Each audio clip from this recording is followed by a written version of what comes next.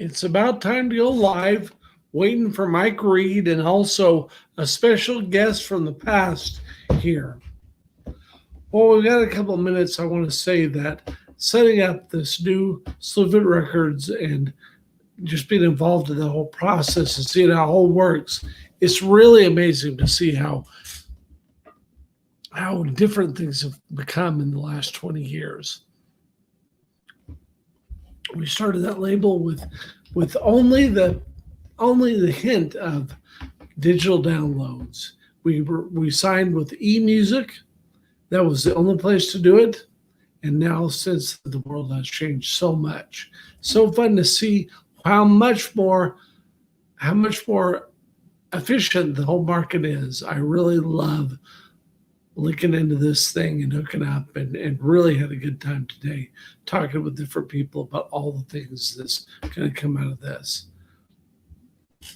And so the guest today is Daryl Nelson. Daryl was a bandmate of Mike's, and he was very excited to come on. And so I really want to see him in here as well as Mike. And just so you know, every day the numbers that we see on this podcast and this video stream keep getting bigger and bigger. It's making the right impact. And we just need to make sure that everybody knows this is headed in the exact right direction and is heading towards the thing we want to see, which is a theater in Branson to open up to us. And so while I'm waiting here, let's just say that my books are at dalewiley.com. My podcasts are at dalewiley.show.com. We've started the Heroes of Miracles. That's heroesofmiracles.org. That's a good organization. And we've also started Reshaping Justice.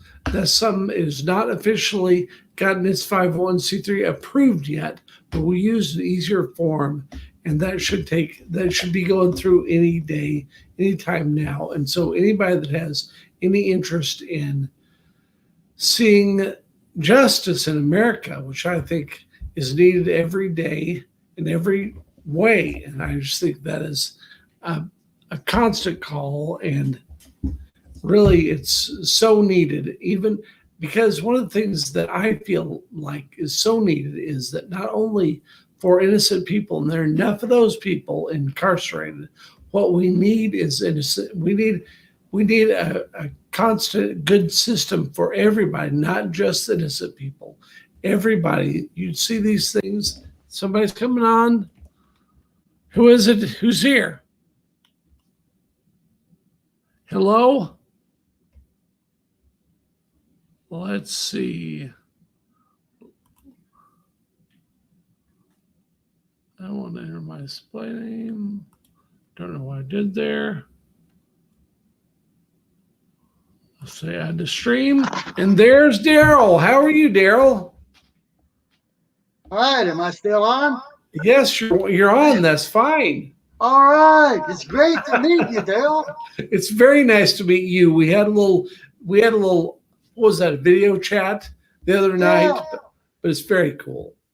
Well, this is the first time I've done this, so I'm kind of just learning as we go. Well, but isn't it easy to do? I mean, isn't it kind of easy to really get online and do this thing? I think it's kind of amazing. And so let's talk about your involvement and what bands you were in. Tell me about that. I'm going to have to put my earbuds because I'm getting an echo here. Oh, sure. Okay. Does that help?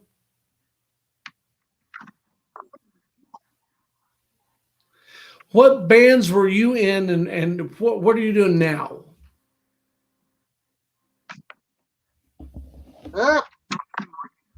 Oh, there's Mike. He's coming on. There he is. Look at him. There I is. Look at him. Always know I'm going. Hey, Daryl, what's up, man? Hey, Mike, good to see you again. Talk about going back to the past. Gee whiz. That's awesome. That's awesome. It's been, over 30 years since I've seen you. Can you guys hear me all right? Yes, we hear you fine. All right. Hear, Well, what was hear what were you just doing? fine. Can you hear me okay? Yes, fine. Okay, I got these stupid things in my ears. What are they? AirPods? Well, they're Right. the fake ones, and I think I'm gonna break down and buy the real ones because That's there's a very good. reason they have that. Let's talk Yeah, about they have the Daryl's chip. fans and how he interacted with you. So let's tell about that. I'm getting Okay. an echo with Talk- the delayed audio here. I don't know what to say about that. Let me check this one thing here. Is it on just one of us, or? Let's see. You go ahead and talk, Daryl, and we'll listen. Okay. Yeah, It's it's a on. real delay. I got the. Okay. It's on everybody, including myself.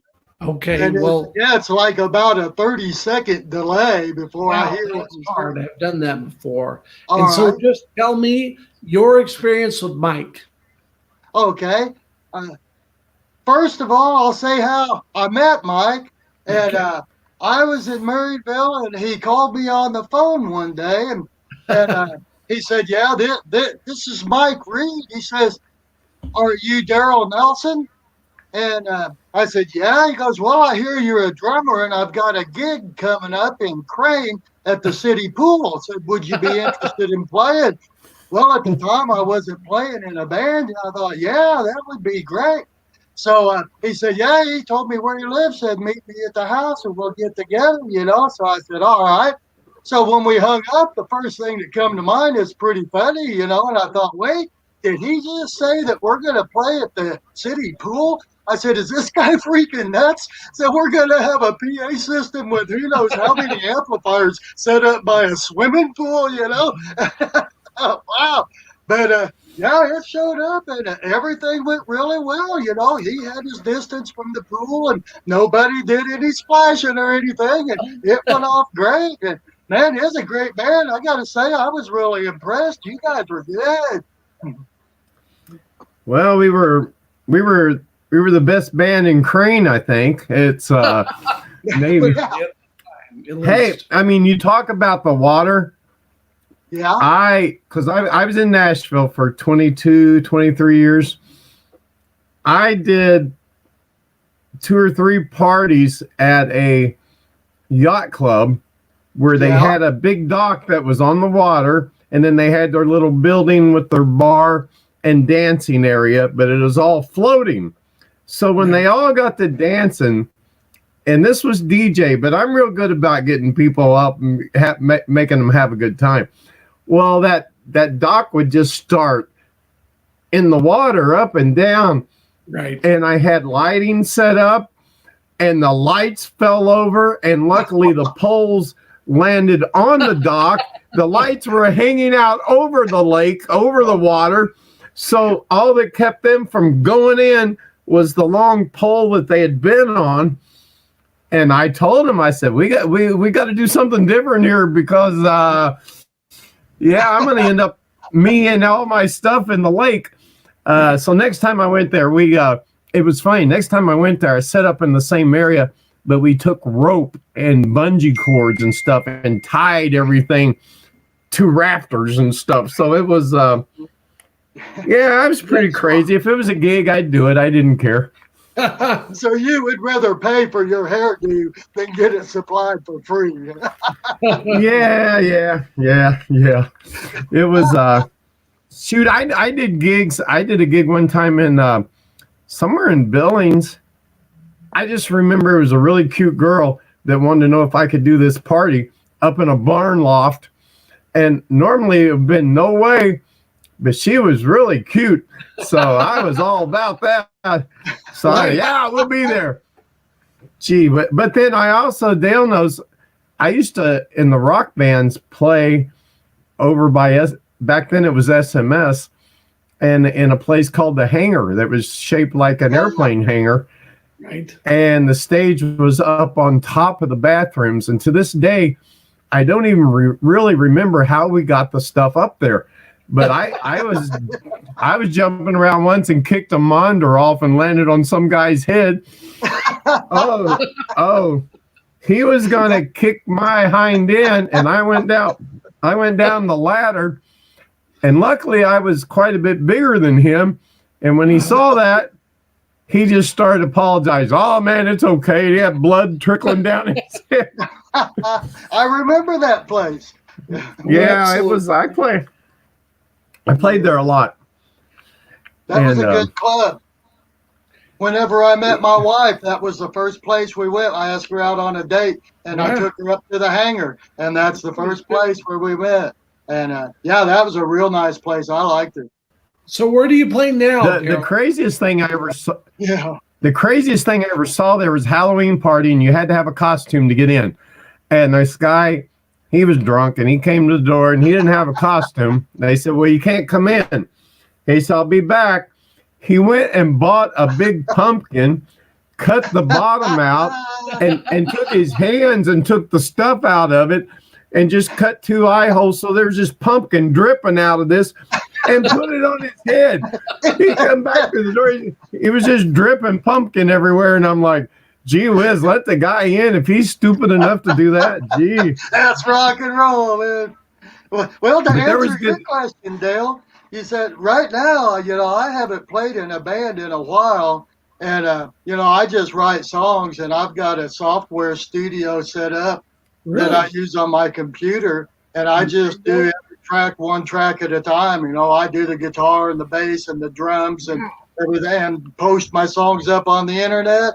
And I just do it for free, and that's what I do, and it's fun.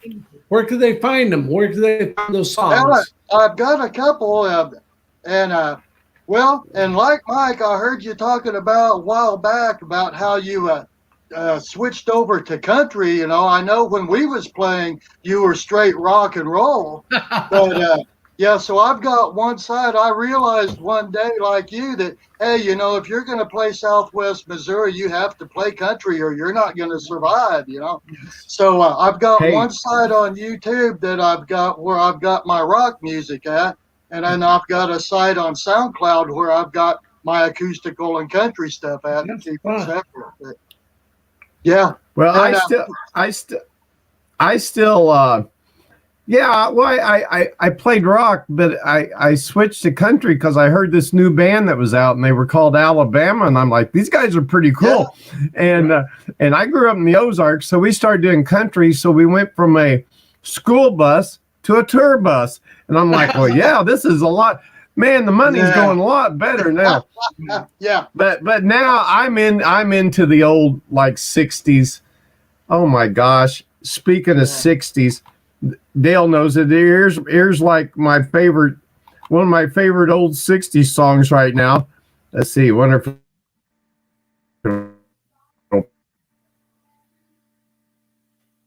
Mike, are you still there?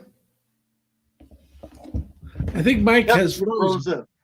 Yeah. Clearly. Well, I'll tell you what, I'll be digging in the archives, but after this ordeal that we did with the Crane Pool, and I think it was probably a few months after that, but he did a street party down, and they blocked off the main street in Crane and had a big flatbed trailer out there, and he had his band out there playing, and I heard that they was playing, so I went back down there to check it out. And man, that was one heck of a party. I tell you what, he drew a crowd now. I'm going to actually kick Mike off and then hope that he gets back on here. All right.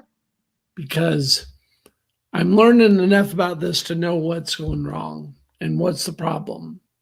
So let's remove. Yeah. And now we'll hope he gets back on. Let's see. Let's add him back here. Them darn computers. Sure does. But it's amazing that we can hook up like this. This is really cool technology. Yes. Technology. I love it. Yeah, I love computers. So I'll give them some elevator music while we're waiting. Well, no. Keep talking. All right. You like? I mean, tell me what stuff you like.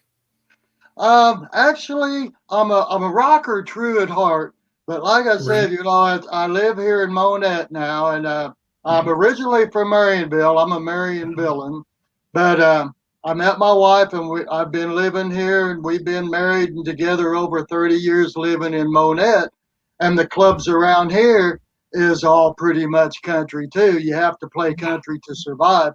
So Yeah. that's what I'm concentrating on nowadays is the acoustical music and the country music, and because it seems like you have more popularity that way, and people want to Without, listen to it. yes. I mean, country is a big part of the music around here. That's Yes, it is. Mhm. And Yes. so, what kind of stuff do you like? What are some of your influences? Here he's coming back. Oh, now let's see. All right. Oh, I let's don't know see. what I did, but I'm not doing that again. Well, that's fine, but we're glad to have you back. Definitely. Yeah, he had to take a pause for the cause. That's it. He's locked up again. It seems like it's really strange. I don't know why it's like this, but Yeah. we'll let him off here one more time and he'll be back on. So, Well, you and I- I'll tell a story while we're waiting here about Crane. And I don't know, this may be a little bit before your time, but on the highway between Marionville and Crane, and this was way back, and it's probably about 78, about the same time that I played with Mike and his band. They had a bar there on the highway called the Candlelight Inn. absolutely. And I'm sure Mike remembers this place, but Yes. back then there was a lot of really rough bars, and their nickname was Blood Buckets, Well, that was one of them places, and I played in a band called the Shady Creek Band, and they booked a gig there at the Candlelight Inn in Crane, and the leader of the band hit us up and said, now you guys know this is a pretty rough bar, so if anybody has any objections, we won't play there. But I thought, it's a paying gig, let's go for it. So we went and set up and played that weekend, and everything was great. Everybody had fun, and we all got along just fine. So, yeah, it was really fun. But the next weekend, they wanted that place was called the Pink Pig as well as the Candlelight Inn. Do you remember that? So that was the Metamorphosis from the Candlelight. I don't know what the deal was, but I've heard a lot of very interesting things about that place. Definitely. Oh, yes. Sounds like quite a rough place. They really liked the band, and they wanted us to come back 2 weeks later. So we said, sure, we'll come back. Well, we heard on the news that week that following weekend somebody got shot in there. So we decided, well, maybe that's not a good idea. That sounds like it was a bad idea. But I've heard a lot of stuff about that place. Definitely. Yeah. Yeah. So it fun, though. I mean, those were the good old days, And, absolutely. The days for musicians, definitely.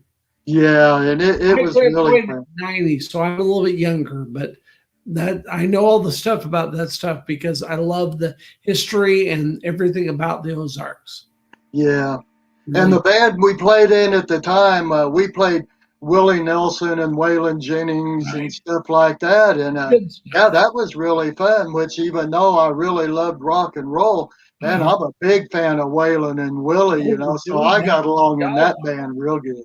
Yes. Yeah. And actually, I was talking before you guys got on, I was talking about the really kind of amazing thing that's happened since I went ahead and restarted the record label. And it's really cool because I did manage to start a record label in Crane and really had stuff go all over the world. And so fun to see that stuff come back and see what's next for this thing. I'm telling you, it's really cool to watch. It's kind of cool to watch because I was at the time period where there was no money to be made because everybody was streaming their music illegally through Napster and all that stuff. Yeah. Learned that now it's a whole different world. So much more computers. Oh, yes. And you're probably wondering why I'm wearing my hat here. And it's Jack Daniels, and it's not really because I do like Jack Daniels and I do drink whiskey, But there's a story behind this hat. I got it at Crane also, and I got it at the down at the Broiler Festival. Okay. And it used to have a bill on it, and it was raining when we was down at the Broiler Festival, and I wanted it really bad when I was throwing darts down there, and I finally won that hat, and I can't remember how much I paid to get it, but it was worth it. But it, like I said, it was raining that night, and the cardboard bill on it got ruined the same night that I got it. I thought, all that attempt to get it, and my hat gets ruined. So I took it to a tailor and said, Dan, can you fix my hat for me? And they said, well, it'd be pretty hard to replace the bill. I could give it a try. I said, how about if you just take some elastic and put around it and make it like a hoodie, like a do-rag cap? And that's what they did. Here, let's see. Yeah, let's get him back. There he is. All right. Okay. Game show. A, I had to go to the bathroom. B, I had to feed the dog. C, I had to tell my mom to put her clothes on. D, none of the above. Okay, D's the answer. Whatever it was, that's fine, and we're just glad to have you back, definitely. I'm back. It might have had something to do with these knockoff ear pods that I was using. Exactly. You're proving the worth of the ones doing it right. Definitely. Well, you know, I with what we found the echo problem. So What I was got it? it. I had Dale's website on Facebook on at the same time that we was on the Screaming Here, and both of them was echoing. So I went on your page, and then I X'd it out and come to this page, and now everything's working just fine. That's wonderful. That's good Yeah. to learn how quickly it is, because I just love this. StreamYard is such a good site. I love everything. But Mike, I'm digging in the archives here with you, and as like I was telling Dale, you had that street party down there in Crane, and where they roped off the main road there, and you had that flatbed trailer. Do you remember that one? And, man, you guys were awesome. I was impressed. I went down there. To this day, every time I hear that song, Rock and Roll Outlaw by Foghat, it reminds me of you every time I hear it. we did a bunch of Foghat stuff. Man, I'm so glad I grew up back in those days of that music. Kids now, you know, when I was in Nashville, I got to where I was having to do a lot of DJ stuff, because in Nashville everybody plays for tips, and people go, I can't believe you're a musician and you're doing DJ work. And I said, I'm just keeping from living under a bridge somewhere is what I'm doing. But I was at a middle school party, a little girl comes up and she goes, can you play Carry On Wayward Son? I said, you mean Kansas? Yeah, Kansas. I go, you know that song? Oh yeah, it's one of my favorites. So that shocked me. And then I had some kids come up and they go, how about, can you play Don't Stop Believing? I said, Journey. No. I go, yeah, it's a band called Journey. No, it's from a TV show called Glee. Oh, Yes. I said, let me give you a music lesson real quick, okay? Yeah. But Foghat, played a lot of Foghat. I want to be back playing. Me and Dale's working on some stuff for Branson. Right. Oh? Yeah. Oh. Yeah. I was agreeing with you. Say, yeah, you need to get back to playing. Yeah, I'm wondering, where are you living at now? I'm living in Monette now. We got married. And I got another story if we got time here real quick. But the last time I ran into you, it was here in Monette, and it was right after me and Vicky had got married. And you was doing a gig down here at the Black Kettle down there. And I told my wife, I said, man, we need to go down there. You need to check this guy out. He has an awesome band. So I took my wife down there, in which, she agreed because she likes to dance anyway. But yeah, we got down there and I went up and said hi, and we talked for a little bit. Well, gotta go, rock and roll. And So that was the last time. The last I heard, you had a bus and hit the road, and that's the last I ever saw you, man. Man, this is for me. This is like music of it's like the Christmas thing where they go back to all the the past and the past, and this is your life like back in the past. Yeah. I did play at the Black Kettle. Black Kettle was known for great food, and they didn't pay us a lot of money, but they said you can eat all you want, and we got paid a little bit, and so it was worth it. It was worth it to take whatever it was a Friday night or something and just eat till we puked. I mean, it was. There was a couple of times I played in the house band there. We played there many times. I really liked it. Wow. I've eaten there, but I've not played there or seen music there. So that's the difference in the eras, because you guys grew up in a cooler era, shall I say that? Oh, yeah. Us old codgers got to see the good concerts. Oh, yeah. One thing that I just have to mention, I talked to Mike briefly about this, but in all the strange dealings, everything I had, I got to be friends with some of the guys from Styx. I got to be friends with Tommy Shaw. And it was so amazing to me. I just said, dude, you grew up in the perfect era, like the exactly perfect era to grow up and play rock and roll, because what a great era to have played in that time. And what a nice, incredible nice guy that guy was. Oh, we've all got tons of stories. I was in Oklahoma one time, and the club owner goes, I'm going to take you guys down to hear this new band that's playing. They're doing at a little concert hall down here. They're called the Stray Cats. You'll dig them. And one time in Springfield, Dale, there used to be a bowling alley on Glenstone somewhere.